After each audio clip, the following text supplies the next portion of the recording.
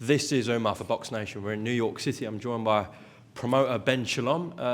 It was just a nice surprise to see you in New York. Press for Ben Whittaker, getting a lot of attention out here in the US. No surprise because he's a real star on social media after that last fight. But yeah, just talk to me about how it's been with Ben Whittaker out here, please, Ben. It's been good. Obviously, we've had the Peacock relationship for maybe not long this year, and it's just been building, putting on the shows. Obviously, Buatsi and Aziz and Wardley Clark was like big shows for them as well. And Ben's just been, to be honest, the numbers that he's doing in the UK are big, but also in the US, and they're seeing it, and it's trending like crazy. And it's a pleasure, obviously, to be over here with them, where they're talking about a UK fighter that's had 6 fights. And we're talking about shows over here with them and how excited they are. And a platform like them with WWE, Premier League, I think Peacock's 30 million subscribers now, NBC in 120 million homes. Obviously, Sky Sports in the UK is second to none, but I think having a platform like that is huge. And yeah, we just brought Ben over here, meet the guys, and a plan for the next 12 months. Well, if you go onto New York Yankees Instagram page, which I've just done now, 3.5 million followers, we know how big baseball is out here. And they've collabed with Boxer and Ben on this 29k likes. Yeah. I mean, it's serious mental. promo. You know what it is? When I first met Ben, it was always, how can we become the face of the sport? And people might laugh, especially then and probably still do now, but the interest that he creates to the non-boxing fans, sometimes we're so in a bubble that we only see what's going on in the boxing community, and very, very few fighters are able to break out. And to be, I mean, he was with some of the team at the Yankees game, I wasn't there, but he's being stopped. He's being stopped by American baseball fans that recognize him, and the star quality that's showing this early on in his career is unprecedented. And as you said, everyone wants to have a piece. Everyone wants to be part of him. In the US in particular, I think in the UK, I think he struggles sometimes because I think part of the attraction is you either hate him or you love him. But the UK fans can sometimes, it's a brutal place, you know. It's a brutal place, especially with someone that flashy, that cocky, that comes across sometimes in a way with the showboating that people don't like. I think people are growing to like it now, but in the US, they love it, and you don't get any of that slight jealousy, and you don't get any of that, and they've just embraced him. Obviously, we want him to be a star in the UK. He'll be boxing over in the UK all the time, but the opportunity to come out here, to have all his shows broadcast as well on a platform like that, it's just, I think we were going through on the weekend, more of his followers are from the US than the UK, which is special already. Shows the power of the platform that we're working with, and the idea is to bring him over here, to be able to do a show with him over here in the next few months. Well, okay. This year, I would say. It's a big statement, that next few months or this year. Ben Whittaker to headline in the US? Look, we're discussing at the moment. They want to do things differently, and it's great working with, again, they don't see what's going on in the sport and don't see much of it. Boxing isn't a massive sport in the US. You know, there are probably 7 or 8 sports that come ahead of it. And so they're prioritizing WWE, Premier League, NFL, golf, not really too much in boxing. So to then be able to bring a unique product, obviously the boxer shows are all on there, and to be able to put Ben in amongst that, I mean, you've got the Jimmy Fallon show, you've got the entertainment, you've got all the different facets of the NBC group. It's a huge platform. We've seen how powerful Sky Sports can be in creating stars in the UK, and we see a similar opportunity over here with NBC. So Ben, if you were to target, I don't know, a September show here, just for example, would you say everything's in place to get that done? How much work would have to be put in? I think everything's in place. Look, it's been going on a long time. We're not going to run before we can walk. Our focus is still the UK. We think we're putting on the biggest shows in the UK at the moment consistently. We've had Maya Jonas, Buatsi Aziz, Wardley Clark, obviously Lauren Price in her homecoming. Then we've just announced today Chris Billam-Smith against Richard Riakporhe. So that is our focus. We want to build the biggest stars we possibly can in the UK. But I think we have a special talent like that, and things are going well with our relationship with NBC, that brings that opportunity. They're excited about doing it, and it's another thing that we can tick off the list, particularly for Ben, but for our business, it's huge as well. I actually said at the start of this interview, I'm not surprised the attention's Ben's getting, considering his last fight. I should have actually said 2 fights before, because that's when it really took off. He actually did fight since then against Leon Willins. I'm sure he'd admit not his best performance. How would you assess it? Look, I still thought it was a good performance. I think he, in that first round, probably could have had him out of there. I think a lot of credit has to go to Leon. What an incredible performance. He took so much punishment and was able to withstand the full 8 rounds. And I think Ben wants those tests and those opportunities, and not everything's going to go your own way. You look at all the greats, all of them, Mike Tyson, Floyd Mayweather. You go through their resume and you look at their first fight. Not every fight goes to plan, and not every fight is the showreel knockout. But I still thought it was actually a very good performance on another very big stage, and he's just continued to grow and grow and grow. And it's sometimes it's difficult because you get the constant, when's he going to fight Beterbiev or Bivol or things like that. The guy's had 6 fights very early on in his career, and yeah, he's a joy to work with, and hopefully a future star of the sport.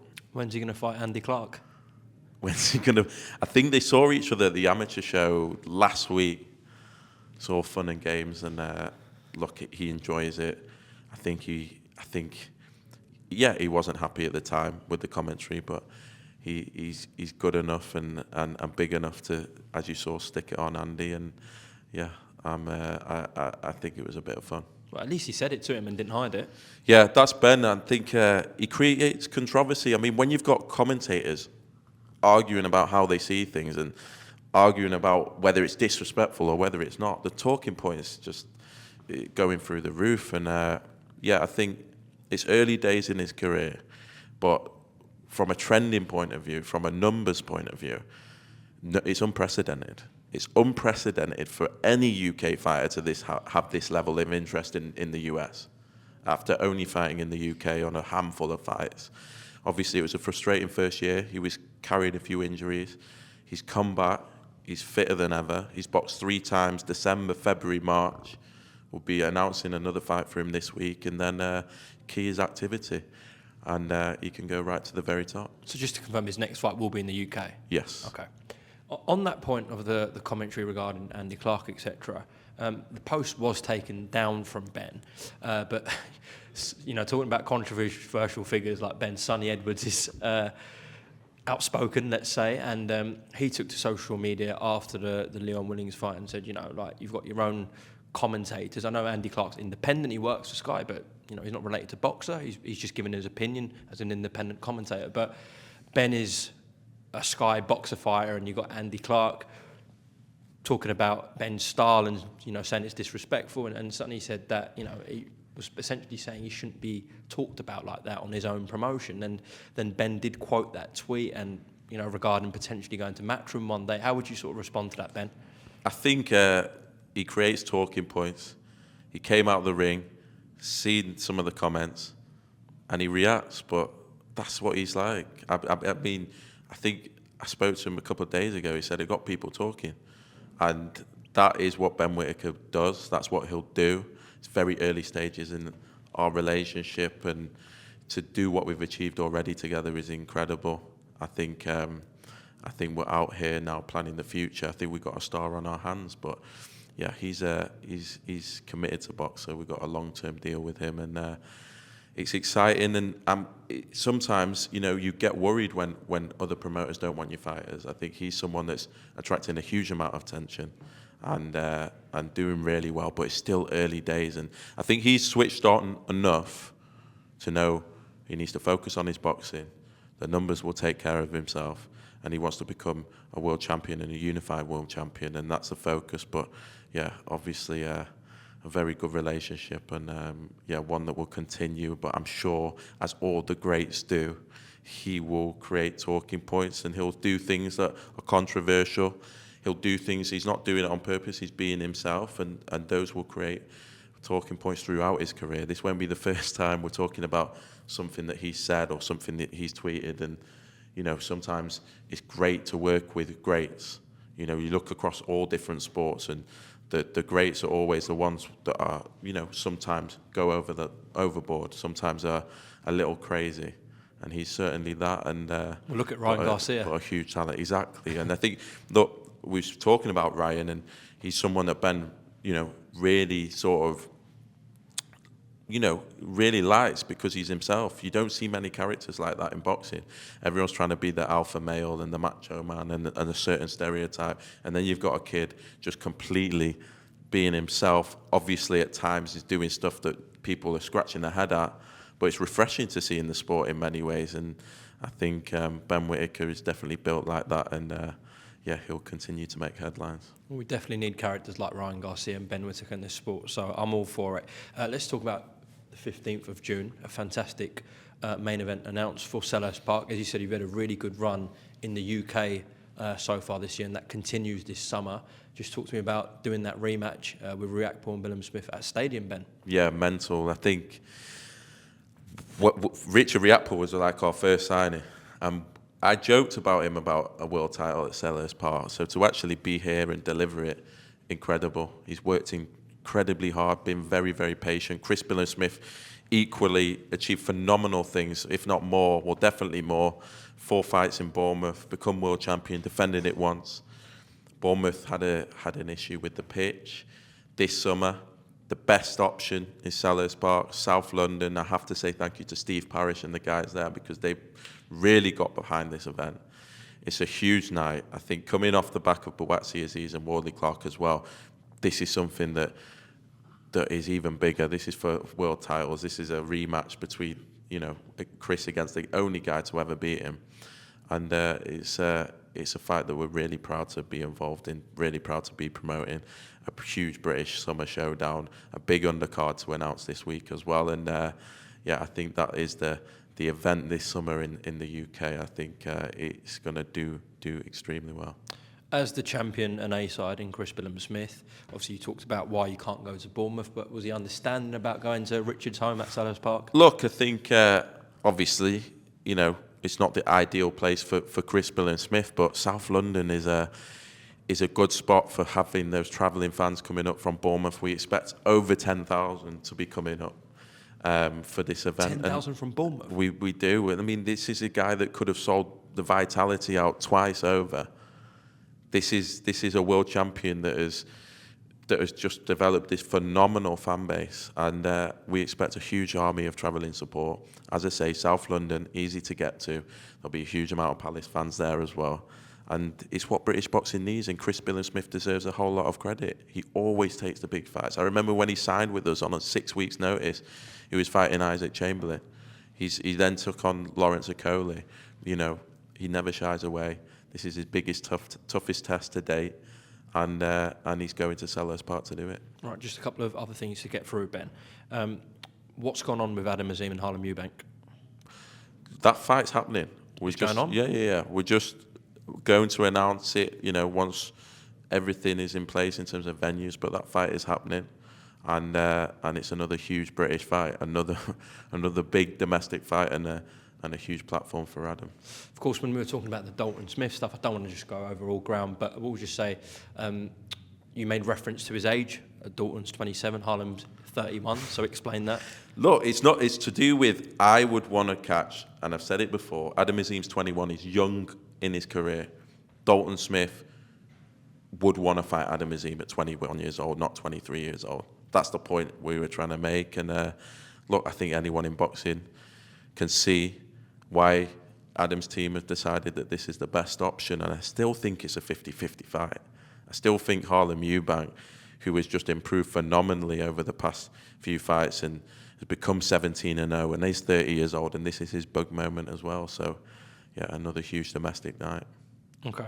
I know it was Mick Hennessy, who's Isaac Chamberlain's promoter, but you have co-promoted Isaac's fights, and he's fought on Sky for a while now. It was left 2 hours before the purse bids. Matchroom representatives going to Cardiff. So I know you can't talk for Hennessy Sports and Isaac Chamberlain, but as I said, you work closely with them. So do you know why it was left so late? I honestly think they had a lot of options on the table and were considering them, but you will have to speak to Hennessy Sports. I mean, as I say, it's absolutely nothing to do with us. We're not trying to encourage in any direction whatsoever. But that's one for Mick and Isaac. Okay. You then went on to Talk Sport. They had you on, and we know you've got dialogue with Frank Smith, but you did state on Talk Sport, look, I want to sit down and meet with Eddie Hearn. Coincidentally, he's actually in New York, so I don't know if you've had a meet this week, Ben. But his point is that you know, you guys talk about working together and being open to doing stuff, etc. But when you look at the track records of the purse bids, I'm not going to count Chevron Clark and Isaac Chamberlain in that one, but the previous ones, it's always you guys pulling out those fights. Look, not necessarily. I think Rhiannon Dixon pulled out of the purse bid with Caroline de Bois. We actually accepted offers, but we're not here. You know, the fighter and their management, the promoters decided to go in a different route. I think Tyler Denny is fighting Felix Cash. Good fight. We lost that purse bid. I think Tyler, it's a huge night for him. And I don't think that's the case at all. So, yes, Fraser Clark, and yes, he'll fight. He fought Fabio Wardley, and I think it was the right decision. A lot was made of it. We'll always decide what's best for our fighters. Their management teams will decide what's best for their fighters. They're not going to be worried about another promoter saying this or that. They're going to make the best decision for themselves. But why do you need to sit down with Eddie, Ben, if you've got that dialogue with Frank, and Frank does the majority of the legwork at Matchroom? To be honest, I think I was asked for a message to Eddie Hearn. That was it, and so I just responded. Okay, and the last one before we go. Again, this is not actually your situation now, but Frank Warren revealed to me that Boxer, Sky Sports, TNT, and Joshua Buatsi all agreed terms for the Anthony Yarde fight. Anthony and his management team couldn't reach terms, and you'd have seen, of course, Anthony's comments that he made about him suggesting that he's a promotional free agent. So have you spoke to George about that? What's gone on there? It's frustrating. That fight should be made by now. Should have been announced by now. As Frank said, on our side, we were ready to go and have been ready to go and had agreed terms. So, yeah, all I can say is frustrating it's taking so long. Still hopeful, because I think it's the fight everyone wants to see. But, yeah, frustrated. Really frustrated, because there's nothing really we can do. Are you doing something else with Buatsi now? Or? We have to consider options. But, that is the fight that the fans wanted to see. That's the fight the fans want to see. That's the fight that we've put 2 or 3 months into trying to make. But it's hard, because there's not much more we can do. I think, hopefully, people come to their senses and the fight can be made, but it's not one for Buatsi at the moment, and of course we have to consider all options. Okay, Ben Shalom, appreciate your time here in New York. Safe travels back to the UK, and no doubt we'll have a catch up soon, all right? Cheers, mate. Thank you.